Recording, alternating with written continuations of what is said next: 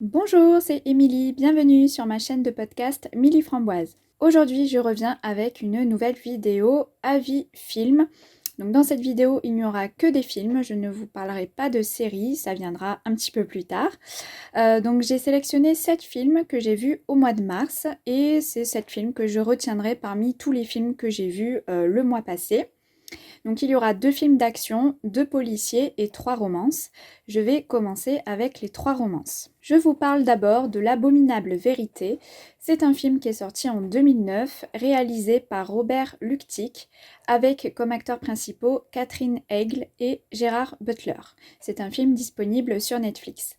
On va suivre l'histoire d'une productrice d'un magazine d'information qui va être obligée d'engager un soi-disant expert en relations humaines qui se révèle particulièrement odieux.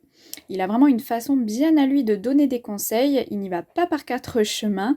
Le moins qu'on puisse dire, c'est que voilà, lui, il a vraiment niveau franchise, c'est au top quoi. Hein. Il va donc donner des conseils à la productrice sur ses relations amoureuses, il va essayer de l'aider à trouver quelqu'un. Parce que ça fait un petit moment qu'elle n'a pas côtoyé un homme.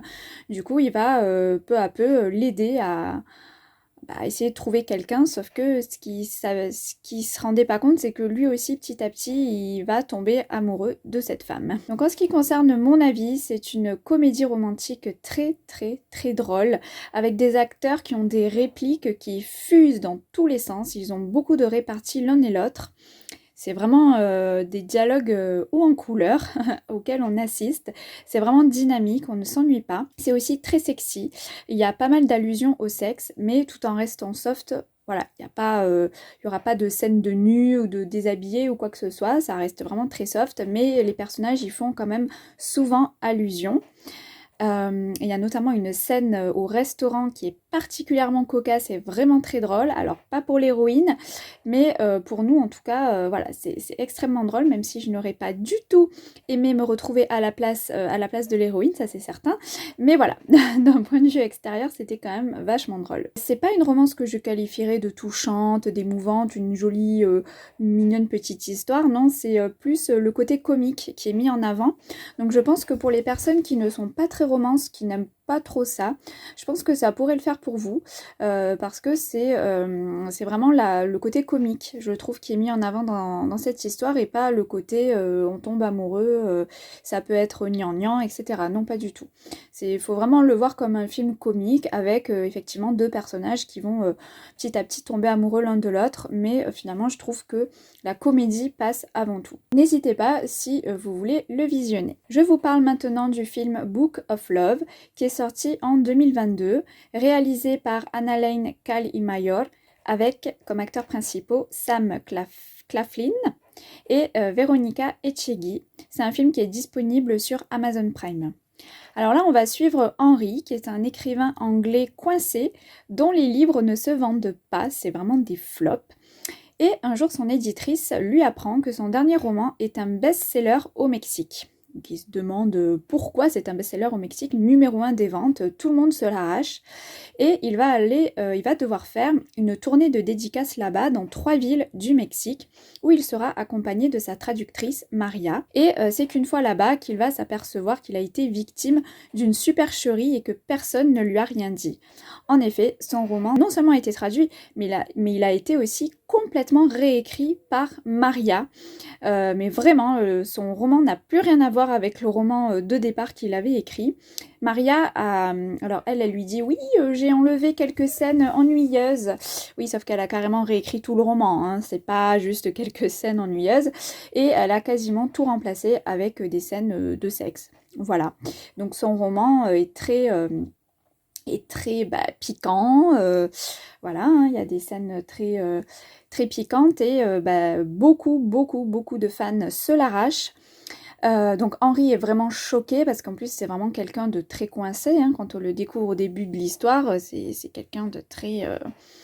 ouais, qui n'est pas du tout à l'aise avec son corps, qui n'est pas du tout à l'aise justement avec les scènes de sexe qu'on peut voir dans les livres, voilà. Et donc et surtout il ne supporte pas que son œuvre ait été autant détournée, que Maria ait pris cette immense liberté d'avoir complètement réécrit son texte. Voilà, c'est surtout ça qui ne va pas. Et donc tous les deux vont pas mal au début se disputer un petit peu. Alors Maria, bon, elle a tendance à se faire un petit peu petite, parce que elle sait qu'elle aurait peut-être pas dû faire ça, mais elle se défend en disant que voilà, son livre ne marchait pas du tout, et que il fallait bien lui donner un petit peu de peps. Voilà, sauf que lui, Henri va lui dire, ouais, le peps, il y en a peut-être un peu trop, non, vous trouvez pas? Voilà, donc du coup, ça va être des petites piques comme ça entre eux. Donc moi, en premier lieu, ce que j'ai adoré de ce film-là, alors ça, c'est un côté très subjectif, c'est que dès qu'on va voir Maria et sa famille au Mexique, parce que Maria, donc on va voir son fils, on va voir son ex-compagnon, son père, les dialogues sont en VO espagnol. Et ensuite, quasiment la moitié du film est en VO espagnol. En fait, à chaque fois qu'il y a les personnages de Maria et sa famille, quasiment tout le temps, ça va être en espagnol. Donc moi, au cas où vous ne le saviez pas, j'ai vraiment un fort attrait pour la langue espagnole. J'ai fait des études d'espagnol. Voilà, je me passionne pour cette langue, pour la culture espagnole et hispano-américaine. Donc déjà, le fait que le film se passe au Mexique et en plus qu'il y ait autant de dialogues en espagnol, moi, j'étais refaite. Voilà, j'ai adoré les entendre parler en espagnol. Mais après, je peux comprendre que ça puisse rebuter certaines personnes. Ça aurait été par exemple en allemand ou dans une autre langue, je suis pas sûre que j'aurais autant adhéré. Donc c'est vrai que d'avoir le goût déjà pour cette langue, forcément ça passait très bien. On voit aussi quelques paysages du Mexique quand Henri part en tournée avec Maria et sa famille. Donc ça j'ai beaucoup aimé, ça avait ce petit côté des paysans. Je me suis beaucoup attachée à Henri qui est d'une gentillesse déconcertante, mais vraiment c'est le genre de gars hyper gentil, limite naïf. J'ai eu beaucoup d'empathie pour lui. Et la romance entre lui et Maria est jolie. Alors il va y avoir des obstacles entre eux, mais j'ai aimé voir leurs sentiments venir petit à petit. C'est un film qui parle de livres aussi, alors même si c'est pas du tout le genre de livre que je lis, les romances érotiques, c'est pas du tout ce que j'aime, même je n'aime pas ça du tout d'ailleurs, mais ça fait toujours plaisir de voir voilà, des livres mis en avant dans un film. On voit aussi un peu le processus d'édition, comment se faire connaître en tant qu'auteur, sur les réseaux sociaux, etc. Puisque Henri, alors lui, les réseaux sociaux, c'est une autre planète pour lui, donc voilà, c'était intéressant aussi de voir ça. Voilà, donc dans l'ensemble, c'est vraiment un film qui m'a fait passer un chouette moment de visionnage. J'ai beaucoup aimé dans l'ensemble. N'hésitez pas, si vous avez l'occasion de le voir, celui-là. Ensuite, je vous parle de See You Soon, un film sorti en 2022, réalisé par David Mamoudier avec Genia Tanaeva et Liam McIntyre. Désolée, je ne sais pas comment on prononce son nom de famille. Il est disponible sur Amazon Prime. On suit les deux personnages principaux, Ryan, qui est un joueur de foot professionnel américain, et Lana, une mère de famille qui vit en Russie. Un jour, Ryan va avoir un accident de voiture et va être dans l'incapacité de jouer pendant un moment. De son côté, Lana décide de partir avec son fils suite au énième coup que lui a donné son mari. Elle va trouver refuge chez sa grand-mère. Et afin de subvenir aux besoins d'elle et de son fils, elle va chercher du travail et elle va être embauchée sur un paquebot de croisière. Donc il fait des croisières sur les îles méditerranéennes, donc là en l'occurrence ça va être vers la Grèce. Et c'est là-bas, sur ce paquebot, qu'elle va rencontrer Ryan, qui a fui les États-Unis pour finir sa convalescence sur le paquebot parce qu'il a encore un peu de rééducation à faire suite à ses blessures. Mais du coup, il va décider de partir en croisière. En ce qui concerne mon avis, j'ai adoré cette romance qui m'a vraiment beaucoup touchée. Donc des trois romances là que je viens de vous parler, c'est vraiment celle-ci, je pense, que j'ai préférée. En tout cas, c'est vrai que les trois romances là étaient vraiment dans un style différent. Celle-ci, c'est celle vraiment pour le côté touchant. J'ai d'ailleurs été émue aux larmes. Ça m'a touchée. Après, c'est vrai que c'est très subjectif selon son propre vécu, mais moi, ça m'a parlé, ça m'a touchée. J'ai aimé voir comment Ryan, footballeur riche et célèbre, va descendre de son piédestal quand il va peu à peu tomber amoureux de Lana. Puisque Lana, elle est dans une condition sociale complètement opposée à la sienne. Et j'ai aimé voir ça, du coup, qu'il ne soit pas... que les conséquences de ses blessures et de son accident lui fassent un petit peu voir la vie autrement et voir les personnes qui l'entourent et pas forcément que les bimbos... ultra sophistiqués qu'il a l'habitude de côtoyer. Voilà, donc ça j'ai beaucoup aimé. Les deux acteurs sont très beaux d'ailleurs. C'est vrai que l'actrice, je crois que c'est une actrice russe, elle est vraiment très jolie, une belle chevelure blonde, un beau visage, et puis lui, bon bah voilà, hein, il a quand même un côté plutôt beau gosse, donc c'est pas désagréable à regarder, n'est-ce pas? Mais c'est vrai que ouais, les deux acteurs sont très beaux. J'ai aimé la personnalité de Lana qui est tiraillée entre son attirance pour Ryan et ses devoirs de mère. C'est une femme qui a la tête sur les épaules, elle va pas se laisser aller facilement avec Ryan, elle va réfléchir plutôt deux fois qu'une. Même si effectivement la romance est plutôt rapide entre eux, elle ne succombe pas dès qu'elle le voit. Voilà, elle n'est pas du genre ouah, c'est un footballeur hyper riche, hyper célèbre, oh là là mon dieu, voilà. C'est pas le genre groupie qui va lui sauter dessus dès qu'elle va le voir. Non, pas du tout. Elle va vraiment être en distance avec lui au début et ça, j'ai beaucoup aimé. Pour moi, c'est une très très belle histoire entre deux personnages qui viennent de deux mondes totalement opposés, que ce soit professionnellement parlant qu'au niveau géographique, puisque les États-Unis et la Russie, c'est pas tout à fait à côté. Voilà, donc moi j'ai vraiment beaucoup aimé cette romance et je ne peux que vous la recommander si comme moi vous êtes attiré par ce style de film. C'est une très très jolie histoire. Ensuite, je passe aux deux films policiers que j'ai vus, donc Murder Mystery 1 et 2. Donc je vais d'abord vous parler du 1 qui est sorti en 2020, réalisé par James Vanderbilt, avec comme acteurs principaux Jennifer Aniston et Adam Sandler, disponible donc sur Netflix. On suit l'histoire de Audrey, qui est une coiffeuse, et de son mari Nick, policier. Ils vont s'envoler tous les deux en Europe pour leur voyage de noces tardif, après 15 ans de mariage, puisque Audrey, ça fait un moment qu'elle réclame à son mari qu'il l'amène en Europe, mais il ne le faisait jamais, donc là, enfin, monsieur s'est décidé. Et durant le vol en avion, Audrey va sympathiser avec un riche homme d'affaires, qui va l'inviter, elle et son mari, sur son yacht, dans le sud de la France. Et sur ce yacht, il va y avoir plusieurs invités, tous plus riches les uns que les autres. Mais le soir venu, un meurtre va avoir lieu. Et Audrey et Nick vont alors s'improviser en enquêteurs, car bientôt d'autres meurtres vont suivre. J'ai absolument adoré ce film, ça fait très ambiance Agatha Christie, qui est une auteure que j'adore, ça fait très cozy mystery, c'est aussi un de mes genres de livres préférés, en termes de lecture, de romans policiers.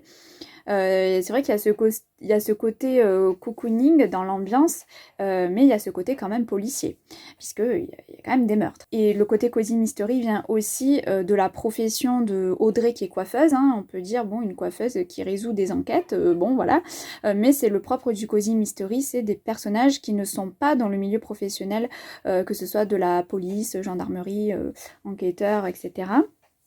Et donc ça vient de là, même si Nick, son mari, est policier, bon, elle est quand même coiffeuse, donc voilà. Pour moi, le plus de ce film, le gros atout, c'est le côté comique, mais vraiment, qu'apportent les deux acteurs principaux. Je me suis vraiment beaucoup attachée aux deux personnages. J'adore Jennifer Aniston. J'aurai l'occasion de vous reparler d'elle dans un prochain podcast d'ailleurs. Je ne vous en dis pas plus pour l'instant. Mais j'ai trouvé que leur duo fonctionnait hyper bien. On voit très très bien leur complicité à l'écran. Ils sont très attachants. Ils me font beaucoup rire avec leurs remarques, leurs répliques, la façon dont ils se parlent entre eux, la façon dont ils s'adressent aux autres personnes. Ils sont très complices et voilà, même si ça fait 15 ans qu'ils sont ensemble, on sent vraiment de l'amour et cette complicité entre eux, et voilà, j'adore ça. Et ce côté comique apporte de la légèreté parce que, voilà, on parle quand même de plusieurs meurtres, hein, donc c'est vrai que ça vient à chaque fois dédramatiser la situation, et c'est toujours très drôle. J'ai aimé voir Danny Boone aussi en tant qu'enquêteur français, c'était bien sympathique puisque j'aime beaucoup cet acteur, Danny Boone. Je pense que aujourd'hui, dans la nouvelle génération d'acteurs français, je pense que ça fait partie de mes acteurs français préférés dans la nouvelle vague des acteurs français qu'on peut voir aujourd'hui. Donc j'étais bien contente de le voir, il apporte sa petite touche aussi, Danny Boone, c'est bien sympa. Et la révélation finale m'a totalement surprise. Et ce que j'ai aimé aussi, c'est que quand on croit que c'est fini, il y a un dernier petit twist là qui vient vous réveillez, et là on fait « Ah ouais, celle-là je l'avais pas vu venir ». J'ai absolument adoré ce 1, et donc j'ai vu le 2, Murder Mystery 2, qui est sorti là le 31 mars 2023, donc c'est tout récent. Je l'ai vu d'ailleurs le jour même. Donc cette fois-ci, le duo comique va se retrouver au mariage d'un de leurs amis, le Maharaja, qu'on a aussi vu dans le premier film, Il va se marier sur son île privée avec une Française qui est interprétée par l'actrice française Mélanie Laurent. Mais le Maharaja va malheureusement se faire kidnapper et les ravisseurs réclament une certaine somme d'argent à déposer à l'Arc de Triomphe à Paris. Donc évidemment, ni une ni deux, Audrey et Nick vont donc s'envoler pour Paris et enquêter, de concert avec l'inspecteur Delacroix qui est joué par Danny Boone. En ce qui concerne mon avis sur ce deuxième film, je crois que je l'ai autant aimé que le 1. En fait, je crois que j'adore les deux. Je ne crois pas avoir de préférence pour l'un ou l'autre. Honnêtement, les deux m'ont fait autant rire. Les personnages, les acteurs sont toujours autant excellents. Les deux acteurs principaux, franchement, je les adore tous les deux. Ils forment tellement un super duo. Ça marche très très bien. J'ai adoré le début du film quand ils sont sur l'île pour le mariage. Alors voilà, c'est mariage traditionnel hindou avec les traditions, les musiques, les costumes, les robes. Oh, magnifique. J'adore. C'était absolument superbe, hyper coloré, magnifique. Vraiment des scènes magnifiques du mariage. C'était très très beau. Et là aussi, je n'avais pas trop vu venir la fin. Bon, après, c'est une fin qui peut se deviner, hein, mais bon, voilà. Moi, j'ai essayé de pas trop réfléchir. Donc, j'ai pas trop vu venir la fin, ni le pourquoi du comment. Donc, ça, c'était bien sympathique. Voilà, moi en tout cas, je ne peux que vous recommander Murder Mystery 1 et 2. Si vous aimez les Cozy Mystery, les policiers qui sont pas trop sanglants, parce que même s'il y a des meurtres, voilà, ça gicle pas de partout non plus, hein, parce que sinon j'aurais pas pu regarder de toute façon, donc ça reste très soft. Et avec des acteurs, mais voilà, au top quoi, au top, qui sont très très drôles. Je ne peux vraiment que vous recommander ces deux films et j'espère fortement qu'il y aura un 3 parce que je serai au rendez-vous. Et enfin, je termine avec deux films d'action. Le premier, je vais vous parler de Bloodshot qui est sorti en 2020, réalisé par Jeff Wadlow et avec comme acteur principal Vin Diesel. C'est un film qui est disponible sur Netflix. Donc on va suivre l'acteur Vin Diesel qui interprète Ray, qui est un soldat tué en mission, et il va être ramené à la vie par un organisme qui est spécialisé dans la cybernétique, qui transforme les humains en super-humains. Donc Ray va se réveiller, il va devenir super fort, il va pas contrôler sa force, rien ne peut l'arrêter, il va devenir vraiment invincible, à la manière un peu d'un super-héros, hein, c'est un peu ça. Et il va vouloir découvrir qui l'a tué et pourquoi. C'est un film d'action avec pas mal de scènes qui déménagent. Moi, j'aime beaucoup ce genre-là. Donc, vous l'avez vu, hein, moi, j'ai des goûts très éclectiques en termes de films. Je peux passer de romances toutes mimi à des gros films d'action où ça balance dans tous les sens. Voilà, j'ai vraiment des goûts très variés.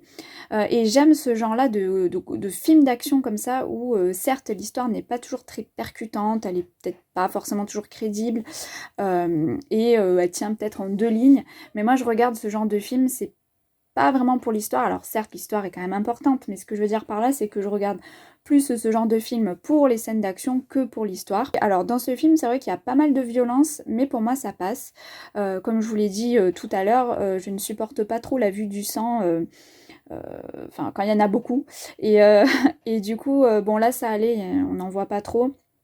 C'est très violent, mais par d'autres aspects. Donc là, pour moi, ça passait. J'adore Vin Diesel comme acteur depuis que je l'ai découvert dans la saga des Fast and Furious. Je suis absolument fan de cette saga. J'aurai sûrement l'occasion de vous en reparler dans un prochain podcast.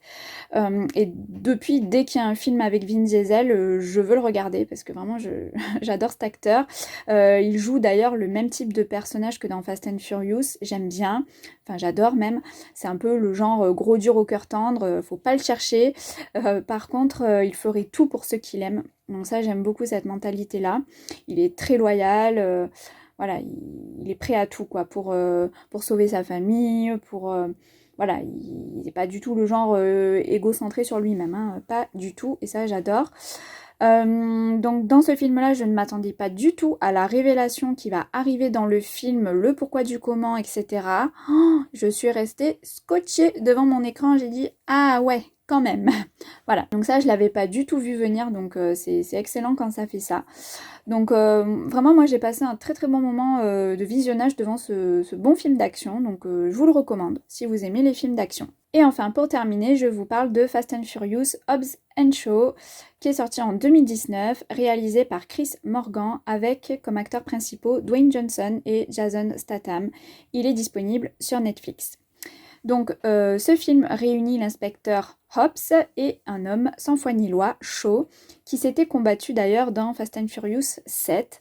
Donc ils étaient vraiment ennemis à l'époque, ils le sont toujours plus ou moins aujourd'hui, mais ils vont devoir mettre leurs différends de côté pour accomplir une mission ensemble, celle d'arrêter un anarchiste génétiquement modifié et venir en aide aussi à la sœur de Shaw. Moi qui suis fan de la série Fast and Furious, je ne pouvais pas passer à côté de cette variante de Fast and Furious, même si elle n'est pas dans la série principale.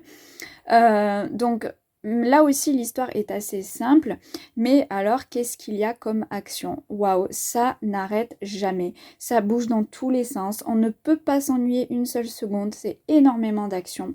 Je pense que certains diront qu'il y en a peut-être trop, que c'est trop, mais en fait moi j'adore, personnellement, moi j'adore ce genre de film parce que je suis scotchée à mon écran et voilà quoi, ça, je passe les 2 heures de film justement sans voir le temps passer et c'est tout ce que je demande à ce genre de film, j'en demande pas plus.